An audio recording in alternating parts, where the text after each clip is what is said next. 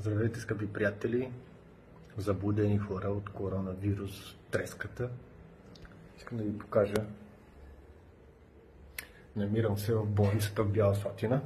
Бях докаран в петък вечерта. След оплаквания, че съм повръщал, най-вероятно хранително натравяне. От бърза помощ Козлодуй, след като разбрах, че съм пътувал до Дания, до Брюксел, место, което няма заразени, няма епидемия и изобщо не е в списъка. След като разбрах, те веднага дигнах телефона на Враца, долетя една линейка, едни маскирани нинджи ме взеха и ме докараха тук, където е инфекциозно отделение. Виждате колко е красиво, виждате колко е хубаво. Аз съм направил едни други клипчета да ви покажа условията в тоалетната, в банята и в така нататък.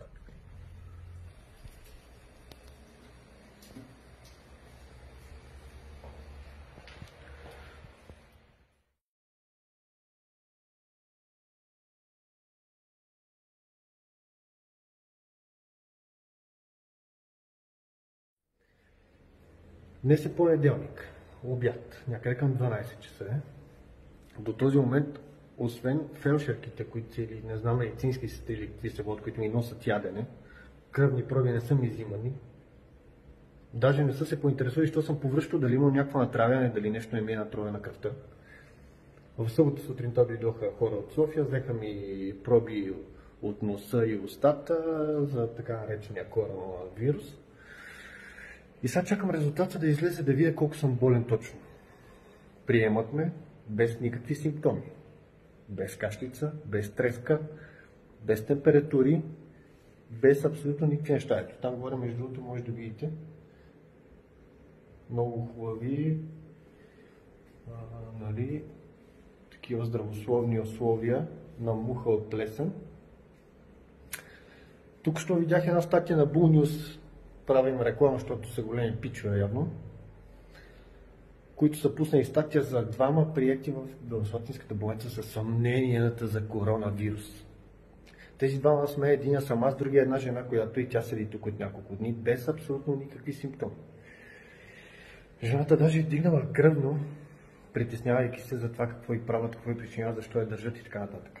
Държат ни буквално не като болни, не като изолирани, а като престъпници.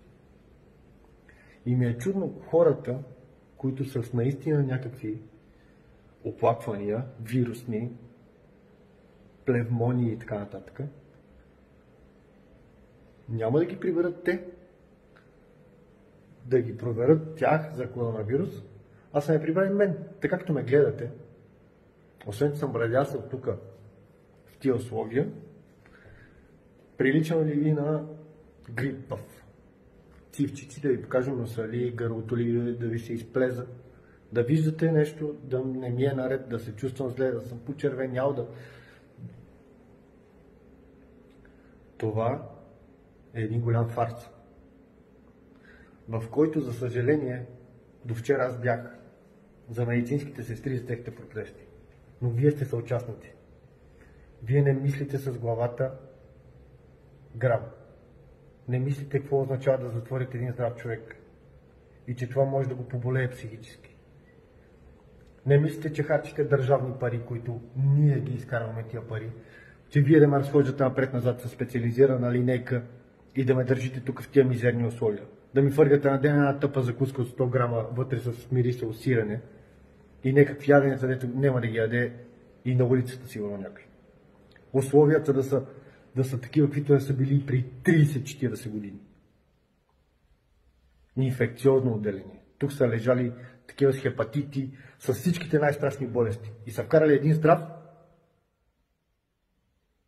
че не могат да пишат по вестниците и да има някаква статистика, ние имаме съмнения. Какви съмнения имате, бе? Аз имам съмнение, че изобщо някой има акъл в тази държава, проста в главата си. Проста държава, прост народ. И е така си остане. И знаете ли защо правя този клип? За да се чуе. Нещо да се чуе. Не знам, ако трябваше изтегла платформа да напиша сензация, горещо, горещата точка, коронавирус, главни букви, за да обърнете внимание на всичко това. Защото иначе никой няма да обърне внимание. Ще кажа, бе, таковете го това в онова, той ще си поседи малко там, си полежи, па ще му мине. Ела лежи ти. Бърза помощ в Козлодуй, жената, докато ми взимаше тия сведения и неща, тя кашляше. Чакай бе, ти си с симптоми и кашляш пред мен, аз здрав човек ме пращаш тук. След като идвам с оплакване от повръщане, след като казвам, че най-вероятно съм се натровил. Вие не ме лекувате от натряването. Ако бях умрял от натряване тук, какво ще да напишат? Първия случай на коронавируса съм умрял човек. Акъл за 5 стотинки нямате. За 5 стотинки.